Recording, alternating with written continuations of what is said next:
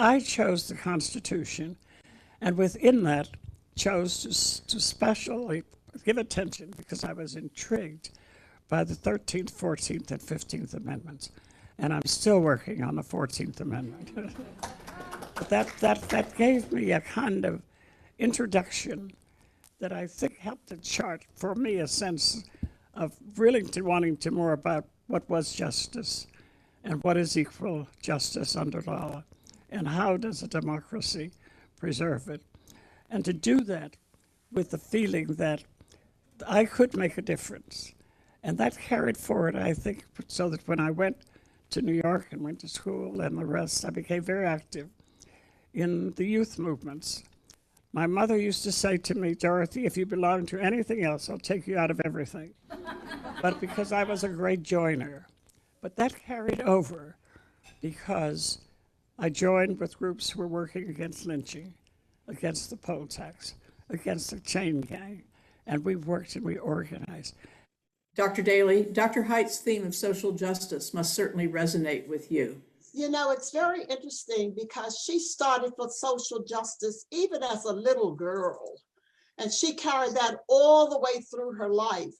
But she just didn't keep it to herself. She embraced everybody else to come in to work for social justice. And, you know, she said she was a joiner, but she had everybody else joining too. And I could go through all of the things she did in terms of social justice, but it wasn't just social justice working here in the United States. She worked in India. She worked in Africa. She worked all over the United States for social justice. And you talk about her being there with the so-called Big Six. But, you know, they gave the men said that they were the leaders, but they didn't call her. They always said she was the woman with the leaders. You know, she didn't even get the credit for it. But I think those of us, especially me, because she tapped me early, and I think I've been working as an activist because she tapped me. And I believe many of these women I see on the screen around me, that she possibly influenced them too to work for social justice, whether it was in Mississippi, Alabama, or wherever else. She was working for justice for people. As you said, from her earliest days, literally until the very end, I was there with her at Howard University Hospital in those last days when she clearly thought she was going to go back home. And she was writing yet another book. And this one was entitled Living with Purpose. And she finished that manuscript literally in her hospital bed. Unfortunately, she passed before we had the opportunity to publish it. But we did publish it. But in that little book, she told so many of her own stories. And one of the ones that I think most people don't even know about when you talk about all of the things that she did, they ask, well, what was she in Selma? Did she march across the Edmund Pettus Bridge that day? And yes, she was in Selma. And no, she didn't get to march that day, because she went ahead with members of the National Council of Negro Women and others, some white women who had participated in Wednesdays in Mississippi with her, to go and to find houses for the young John Lewises and the others to stay in homes in Selma because they had no place to sleep. Right. And because she went ahead and was organizing the food and places to stay, you know, they swore arrest and a warrant for her arrest. Dr. Haight's lifelong passion for social justice really started in her youth. She also faced disappointments early. She applied and received a letter of acceptance from Barnard College, but when she appeared, the dean said that Barnard already had 2 Negroes in the class. They asked if she would wait a year. One can only imagine Dr. Haight's reaction in being asked to wait a year. Fortunately, her brother and sister suggested, since they were in New York, she should try NYU. But when I went in to the dean, Ruth Schaefer, she asked me for a diploma. I didn't have one. She asked me for a letter. I didn't have any. And she said, have you applied here? I said, no, I haven't. But then by that time, I was so numb I couldn't think. And my oldest sister said to me, she said, Dorothy, show her your letter from Barnard College. And I'll never forget it because Jean Schaefer looked at it and she said, a girl who makes these kinds of grades doesn't need an application to New York University. And believe me, I love every dirty brick of New York University. But you know, a very interesting thing about it that is not in the book because all of this has happened. Since that time, both New York University and Barnard College have given me their highest degrees. But on June the 3rd, Barnard College, in addition to having given me its Medal of Honor, is going to have a very special ceremony in which they're going to make me an honorary alumna of Barnard College. What I often say to people is that you can't just become negative. You have to see what you do. You can't just become bitter. And that, for me, this is a very good, it's a kind of experience that has been my experience over and over again. That while there are people working against you, there are always people in there pulling for you.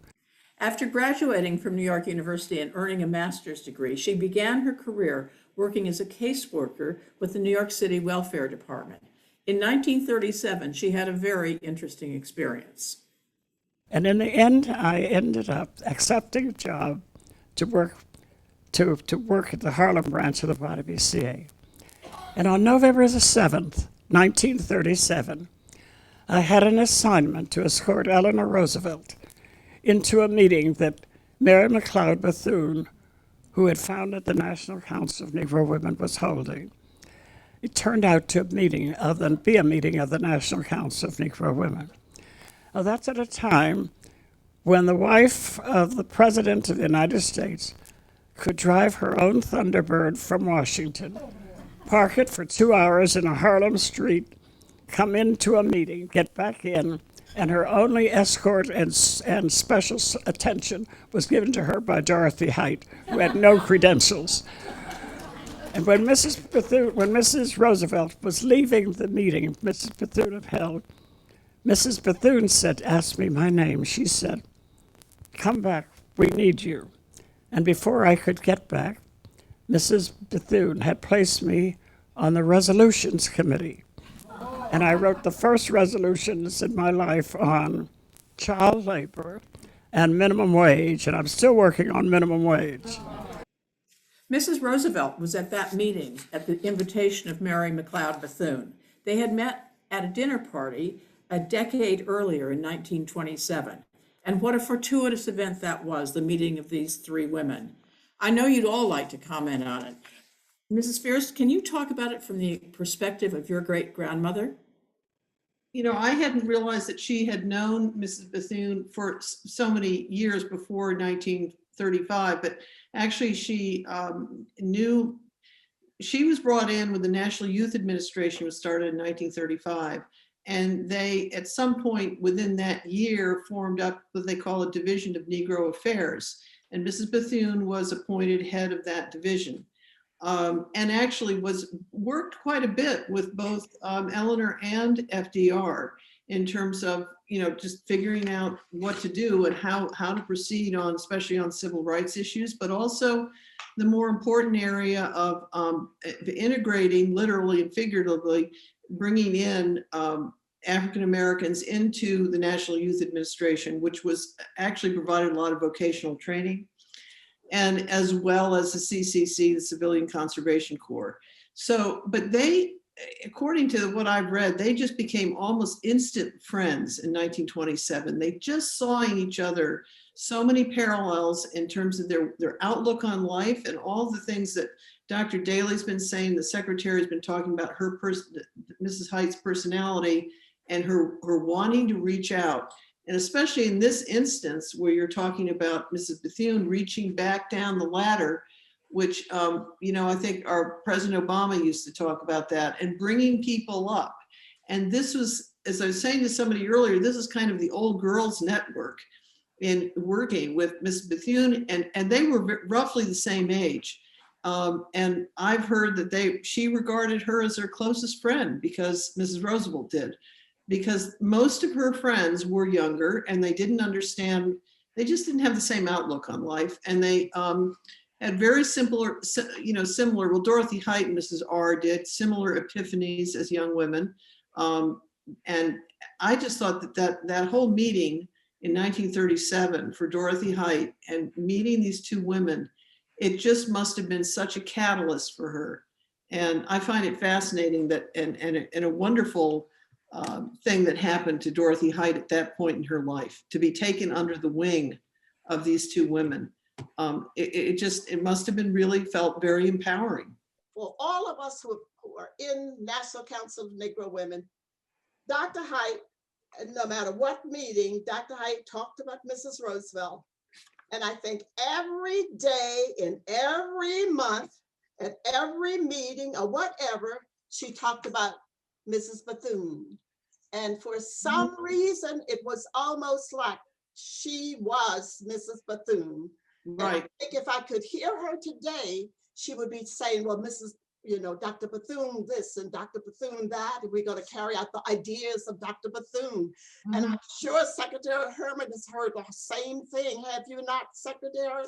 Absolutely. And as you were talking about how Dr. Height always weaved in the stories of Mrs. Bethune and her association relationship with Mrs. Roosevelt, I used to love to hear her talk about the time that she was hospitalized, where she'd been in that terrible car accident after she had come back from one of the youth conferences, of course, that Mrs. Bethune had encouraged participation in.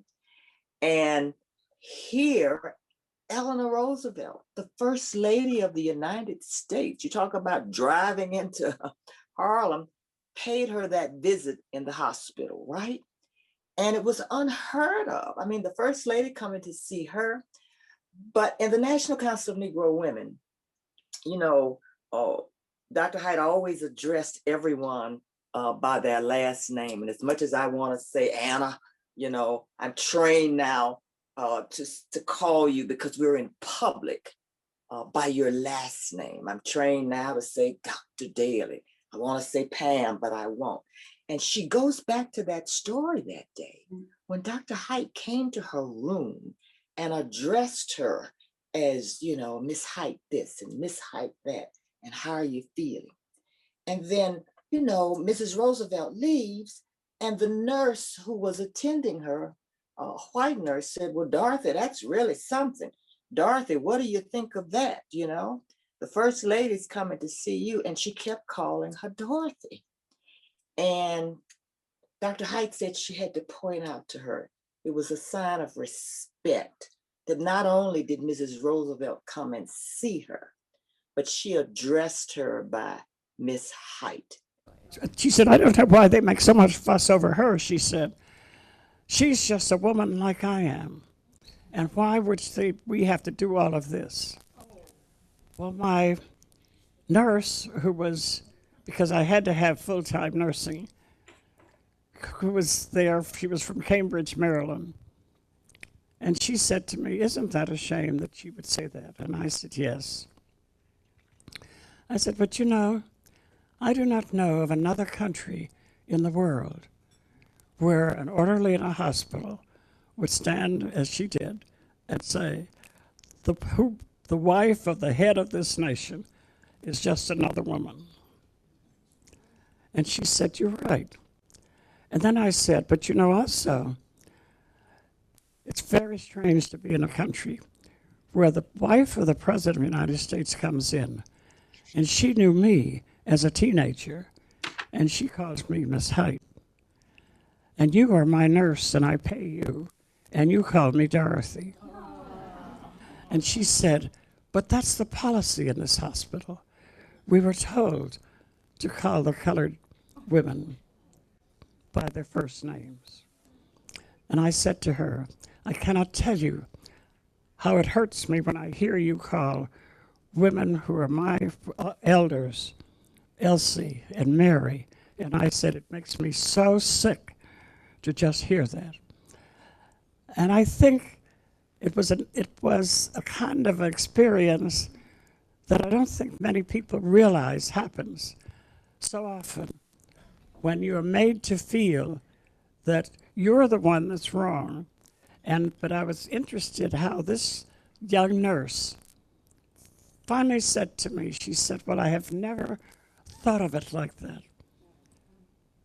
But it also was very clear to me that the impact in the hospital that day was more than a visit to me, because all of the people, the nurses and others from the white ward came into the colored ward to see who this was and what was happening. But there was a kind of aura that gathered. And I don't think it made that much change, but I think at least people had some thinking to do. Mhm. My great grandmother would really loved and appreciated being able the opportunity to kind of mentor younger women and feel like she was, and she could kind of take care of them, not just in a political acknowledge and connections, but that she was there as a spiritual and moral support for them too. And I think that, visiting somebody in the hospital when they're feeling bad, as Dorothy had an accident, that was the kind of thing that she did for a few people in her circle. And they were always younger men or women. And she saw in them so much potential. And she just said, well, I'm going to take care of her in other ways. And I'm going to make sure she feels loved. And the respect issue, of course, is she was very sensitive to these problems by that point in her career, not as a young woman necessarily, but she became sensitive to the way people were treated, the way Black women were treated and Black men. And I think she was working very hard. By the time the Depression hit, she really knew how things were going. So I just find this story very touching on many levels. She always fostered dignity, no matter the level of the people, dignity. And I can remember at all of the conferences, she would go all over the world, particularly over the South, and bring in people we'd never heard of and boost them and make them somebody and all of that. And I think all of that's been carried out in her life. But this is an aside, and I think Sarah Herman would agree with this. You talked about her being in the hospital. We can jump to when she was in the hospital in her later life and all of the people who came to see her, and a statement was made, and I don't know but how they made it, but they said, in a way, oh, we kind of like when Dr. Height's in the hospital because all these important people come to see her. That was the same thing being carried out. So that's a bit of human interest there. So you might want to laugh at that a little bit, but yes. Yeah, and not only that, but they would always prepare, like the kitchen would have all of these dishes, and we would literally have these meetings at Howard University Hospital in the cafeteria, where we just got to tell all of these wonderful stories about her. And the cafeteria staff would prepare all of her favorite dishes, especially sweet potatoes, which she ate every single day. She loved sweet potatoes. So yeah, a lot of wonderful hospital stories. But Dr. Height always gave Mrs. Roosevelt credit for what she considered to be the first really Black woman in the cabinet. Mm-hmm. And that was Mrs. Bethune, even though historically the record books will say it was Patricia Harris as the first African-American cabinet secretary. But Dr. Height always said it was because of Mrs. Roosevelt that the real first African-American woman to serve in the cabinet, we just didn't call it that, was Mary McLeod Bethune, because of her great work and that relationship that you talked about, Well, she was, yeah, I mean, she was. Go ahead, Anna. No, I'm sorry to interrupt. She was really credited. It's interesting, and I've heard of this is in a lot of history books, that that Dr. Bethune is really responsible for creating what they called back then, or called now, a Black cabinet. And it was a core of advisors that reported back to ER and FDR on issues, on racial justice issues and what was going on. And, you know, could we get a lynching law, anti-lynching law passed, et cetera. You know, the topics that were, and how to incorporate, you know, the federal programs and bring them into the Black community. She was really the nuts and bolts behind that program. Wouldn't you agree, Dr. Daly? Yeah, she was the highest Black woman or Black person in the whole nation. Right. And I don't think we all realize that. Right. Yeah, that's true. Yes. And I think as a result of that, you know, a lot of people talk about Dorothy Height and her history, and she met with every president of the United States, from President Roosevelt literally to President Barack Obama, who of course spoke at her funeral. But she always said it was that sense of entitlement. We have a right to be here. It was President Roosevelt who first opened that door. And so there was this expectation that the National Council of Negro Women would always have a seat at the table in the public policy arena with every president of the United States. And she was not a partisan player. She visited every president. Right. She met with every president, Republicans and Democrats. Don't forget that today, we as Black women face that same thing of being called by our first names, and we are still fighting that same thing. So I don't want that to be covered or smothered over, but we are still fighting that today. And that's why we are fighting for social justice in such a strong way. That's one of the things. I totally understand that, and realize that that's one of these things that this was almost 20 years ago that she was speaking. And many of the things that she, in the case of the hospital story, she's talking about something that happened in her youth. And it's one of these things that has endured. I think that was 1941, according to the records. Right. Another thing that these three women had in common was their involvement with youth. We've talked a little bit about it, but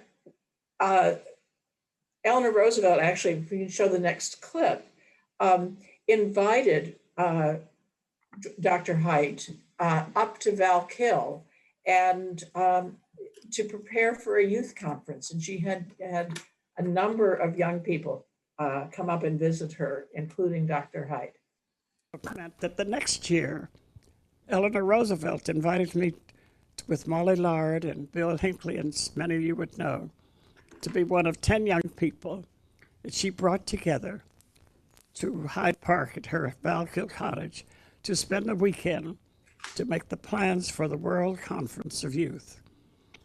That was a great experience, because to have someone in the role of First Lady who gave all of us the in-depth questions, and yet at the same time the very supportive realization that she was with us and hoping that we would make the best presentation we could on behalf of American youth, but also that we would know what we stood for and if we would work together.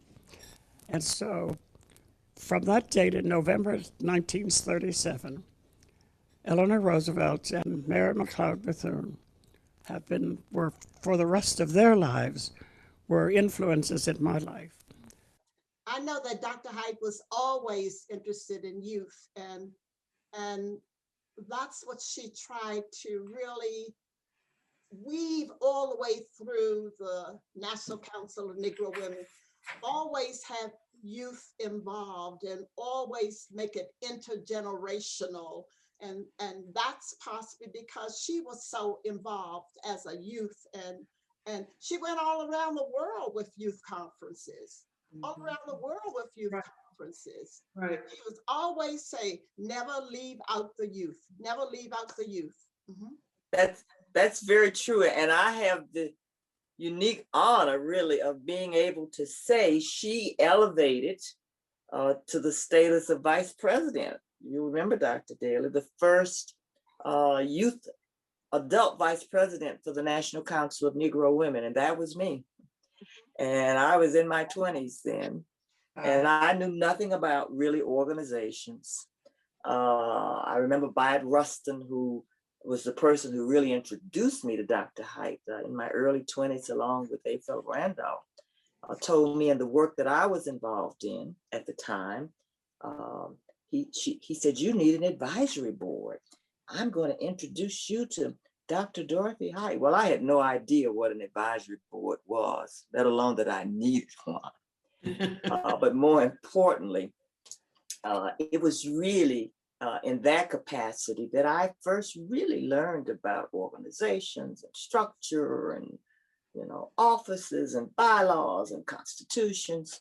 And it was because she selected me and put me on that ballot. So there was, at the time she was pulled aside to go to Valkill, it was only 10 other students. Molly Yard was one of them. Molly Yard went on to become president of the National Organization of Women. And Bill Hinckley, I don't know what happened to him, but there were just 10, and they were 10 of hundreds of students at the time who were doing a World Youth Congress at Vassar, which is very close to Valkill, in Hyde Park. So it's interesting how, Mrs. Roosevelt kept tabs on a small coterie of people, men and women of all backgrounds, and brought them along. And this is so they had their sort of mini kitchen cabinet, in effect, going on that weekend at Valkill. And I just found that, I just wanted to point that out, because this is just a further indication to me of the special qualities that Mrs. R, I call her Mrs. R sometimes, saw in Dr. Height as a young woman. Most people do not realize, because we all will never forget Dr. King's memorable address, but they do not realize that we had a real struggle to try to get the voice of a woman heard, to speak on whatever issues she wanted to speak, but to speak as a woman. And when there was a group of us, a number of women who made all kinds of pleas. And Bard Rustin, who was a very good friend of mine, and we worked very closely all his life, would say, "Well, we've talked about it, but you see, women are represented." We said, "Where?" "Well, they're in the unions, but the leader was Walter Reuther. They're in the churches, but the leader was Eugene Carson Blake." He said, "They're in the NAACP, but the leader was Roy Wilkins. Then the Urban League, but the leader was Whitney Young," and so on it went. And it was not that I would speak or any one person. We said, we just want a woman to speak as a woman. And we were not able to prevail. And the only woman's voice heard that day was that of Mahalia Jackson, who sang the national anthem. The youth group, the SNCC, Student Nonviolent Coordinating Committee, held out. And you remember that John Lewis stood in the corridors until he was given the right to speak. But the women decided that the cause of jobs and freedom was so great that we did not want this to become the thing that got all the attention. We didn't want to detract in the end from our principal goal. And so we accepted those nice seats on the platform with Dr. King and the rest of it. Dr. Daly, how did you experience that day? Dr. Height called me, tapped me, saw me, and she grabbed all the college students and everybody else that she could find and gathered us up at the Bethune House on Vermont Avenue. And we walked down to the mall, and there we were. I remember a friend saying to me, "We're nervous. Do you have your insurance card?" And I said, "I don't know about it," but we were all scared. It was my first march. And I would not have been in that march had it not been for Dr. Height. And I've been in so many marches since that time. But she had a way of pulling in people and getting us all involved. Would you not say that? I see you there, Ms. Fierce, getting ready to say something about it. Dr. Daly, I didn't know you were in the 63 March and that you marched from the headquarters in Vermont because what I used to love when I would sit in the evenings with Dr. Hyde, of course, she was like a surrogate mother to me. And of course, in later years, she was on the second floor and I was on the sixth floor in our building.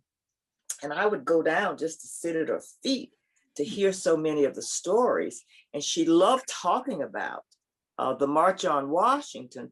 And while the clip said John Lewis was like waiting in the wings in the corridor, I used to ask her about all these backstories. What was it like to be the woman with the big six? You know, how did the men really treat her?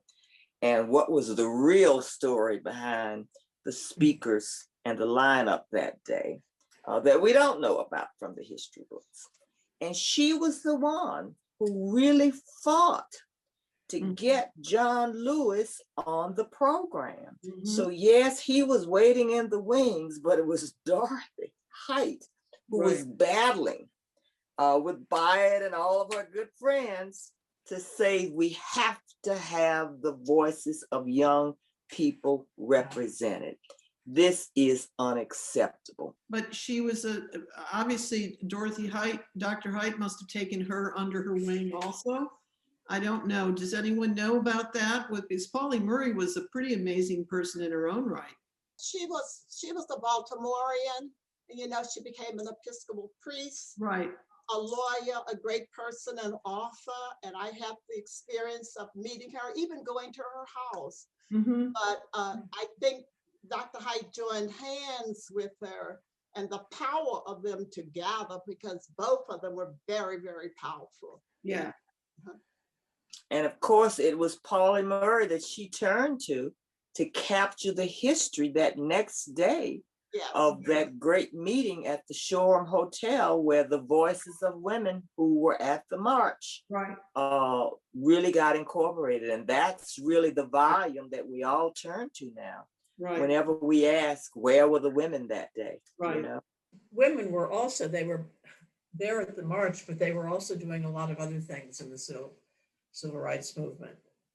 Do you, Dr. Daly, do you want to comment on some of the other activities? Well, why don't you start, Dr. Johnson? I think we need to hear your voice too. Well, we were discussing earlier the Wednesdays in Mississippi's that in Mississippi and some of the projects on feeding people.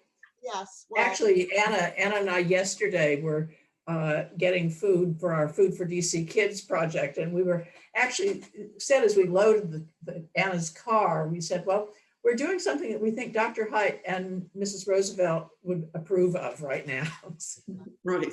Yeah, I was not a part of her Wednesdays in Mississippi, wherein she carried in an integrated group of women there to talk to the women in Mississippi.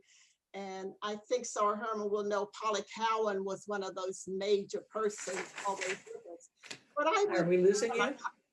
Polly Cowan, was that not her name? Yeah, that's right. It was Polly. Yes, was with her.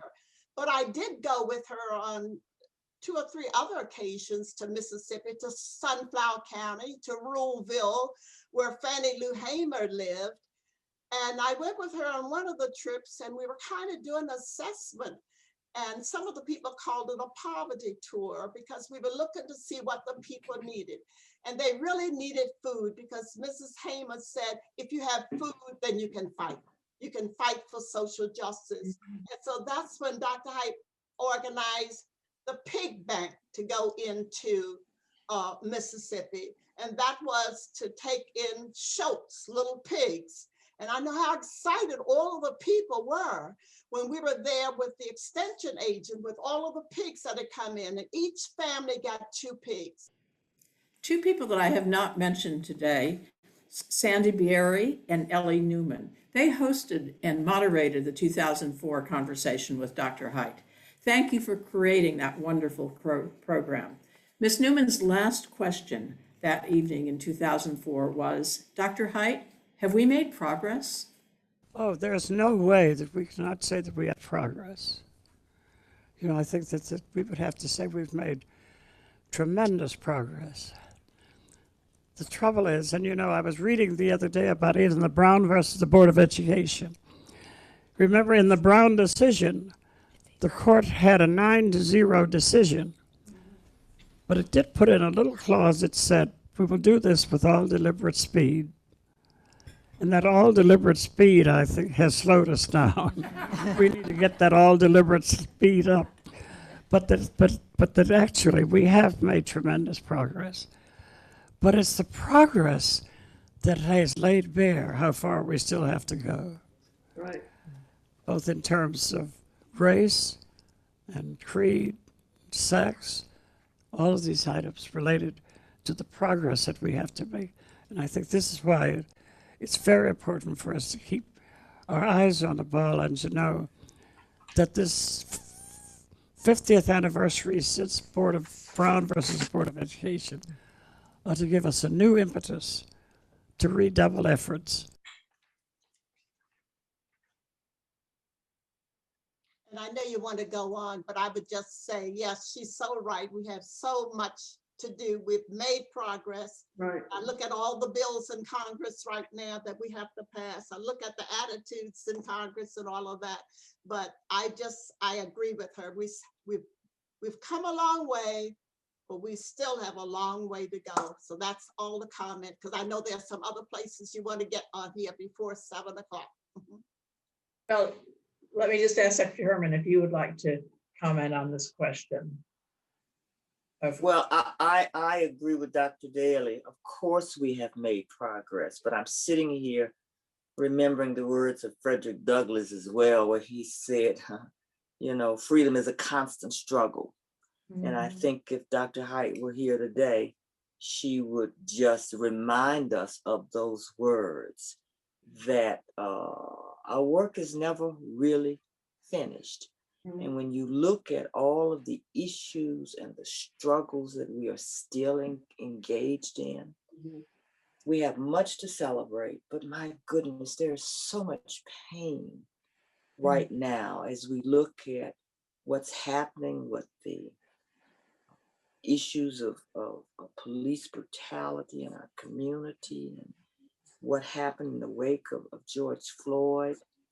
A lot of people say, coming out of the trial and the verdict, is that it? No, that's not it. That's just another step along the way of the work that we have to keep doing to work for justice and to still work for fairness in our communities. Look at how we are now back to the beginning almost in terms of fighting yet again for basic issues in terms of voting rights legislation. Right. That's a huge issue right now. And I think she would be very troubled actually by what I consider to be, most of us, a very polarized environment in terms of just how we do business, how we work for the common good that she used to always talk about, this theme of coalitions and coming together. She was political, but she was not a partisan. And she believed very strongly that you had to work with both sides of the aisle if you were going to engage and move this country forward. And that it was always a process of educating and enrolling others for deeper understanding. She took a lot of criticism, and we talked a lot about even some of the meetings she had with President Bush. I remember those days. And some of her friends on the Democratic side of the aisle were quite upset with her. And I will never forget, she said, Alexis, always remember, we respect the office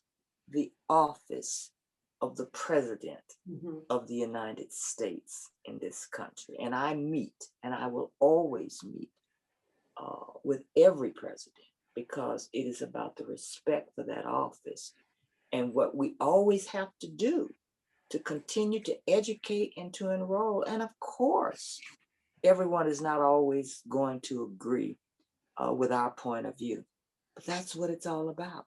And that's how you make progress. And I'm afraid today, much of that spirit of how we come together for the common good is something I think she'd be very sad about. Dr. Johnson, we keep saying all of this like she's working all the time. She did, but there's some other side of her too. There's some humor and her hats and all of those. There's some funny little anecdotes too, you know. Thank you, Dr. Daly. Please tell us, why were her hats so important? Well, I'll start, Dr. Daly. You wear beautiful hats too now, but you know, today young people say we dress for success. No, Dr. Height would always say we dress for respect. And she always talked about what you wear and those gorgeous hats as a way of how you show up. It's a sign of respect for one another. I love the picture of where I'm kneeling at her feet that was on the flyer, because the hat that she's wearing there is the hat that she wore to the Democratic National Convention in 2008 for the nomination of President Barack Obama. The hat where you had the picture with Dr. Daly in the flyer, that's the hat that she wore when she was receiving the Congressional Gold Medal. And of course, that hat that she has there that's on the screen with Mrs. Roosevelt, that is the oldest hat that we have in her collection. We have over 200 hats that are still a part of the Dorothy Height hat collection. And we use this collection now to tell the stories about dressing for respect, about the events that guided her life. And this beautiful white fur hat that she's wearing is the oldest hat in her collection that we have still preserved to this day, because she loved to don it every now and then. And she would say, "This is the hat that I wore with Eleanor Roosevelt." Time has moved so quickly, but before we end, I want to invite Sky Ali Johnson to give us a brief comment representing the next generation. She is a senior at Richard Wright PCS, and she and her teacher, Mr. Denzel Bussey, edited the tape that we have just seen. Ms. Johnson, can you share a few of your observations? Thank you, Dr. Johnson, and a very special thank you to all of you ladies and our panelists within the video, and to the rest of you who are viewing this video today. Hello, everyone. My name is Skyly Johnson, and I am a graduating senior of the class of 2022 at Richard Wright Public Charter School for Journalism and Media Arts. It is my extreme pleasure to be here today, indeed, and to speak before all of you. After watching the panelists and guests speak, a message that will forever stick with me from the visionary Dr. Height herself is never leave out the youth. As a member of this generation, I have learned what it truly means to be remarkable. Retaining great leadership skills, learning to be selfless with great wit to make an ultimate impact for others within my community, and a difference in a world full of trials and tribulations. Because of the substantial inspiration Dr. Height ultimately gave us, younger generations and younger girls like myself can thrive in our future expeditions with much courageousness. Thank you, Dr. Height, for leaving a legacy and making an immeasurable impact amongst generations, and most importantly, the generations to come. I have truly been inspired to make a continuous effort for equity and equality for all. Thank you. Thank you, Ms. Johnson, and thank you to all our wonderful panelists, the attendees at this important meeting, and most of all, thank you, Dr. Height. It has been an honor to spend this time in your orbit and with your extraordinary friends and colleagues. You've given us so much to celebrate, to remember, and to think about that are as relevant today as they were when you were with us in person. Thank you all.